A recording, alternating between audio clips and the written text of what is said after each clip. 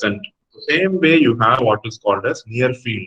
The same as far field, you have what is called as near field. So when you see the near field pattern of all the antennas, this is going to be a largely varying pattern. So near field is not suited for all the antenna measurements because the parameters are going to be continuously varying. Only in far field we see that the parameters are going to be constant. Otherwise, we are going to have a very highly varying parameters in the near field. So for near field, you see I'm going to create a dipole antenna.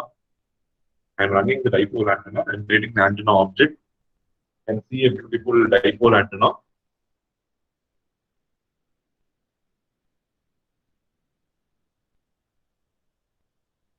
Yes, you can see a dipole antenna here. When nothing is given, it will be created with default parameters, and then you can measure the frequency. You can give the frequency, other things. Now we are going to define the points to calculate the near field. Near fields is points around the antenna.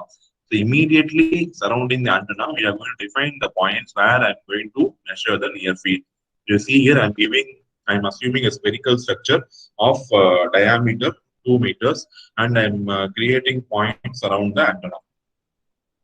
I'm running this section. You see the points what you have created. Surrounding the antenna, I have created so many points which are at some equal distance from the thing. So I have created 21 cross 21 matrices for X, Y, and Z. In every coordinate system, I am having 21 cross 21 matrix. So you can see how all these star indicates the point at which the near field calculation will be done.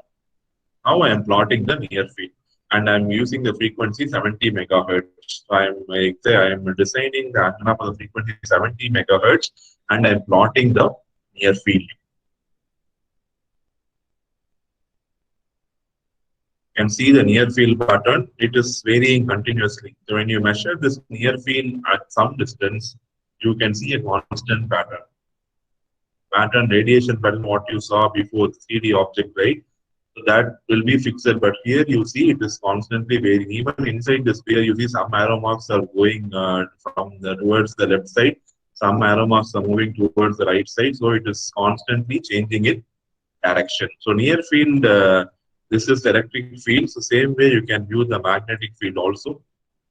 So near field measurements are not that accurate because of the variation. So you can see this is the electric field and this is magnetic field. So from all that points what we constructed, we are measuring the field at all those points using a numerical analysis method. So if you have studied mechanical engineering, you should know about the finite element analysis methods. So those are the things employed in antennas. So you have moment method. So you have a lot of methods, right? So those methods are actually employed here to measure the field at each and every point surrounding the antenna. Okay. Then I'm going to plot the electric field only in a particular position. This is the electric field from the electric field is multiplied by 2 to increase the vector. So here it is very compressed, right? So if I'm multiplying by 2, see the scale. If I multiply by 2, how I am able to visualize the vectors? So it is multiplying the amplitude by the 2 to make them clearly visible. Same way I can manipulate other things.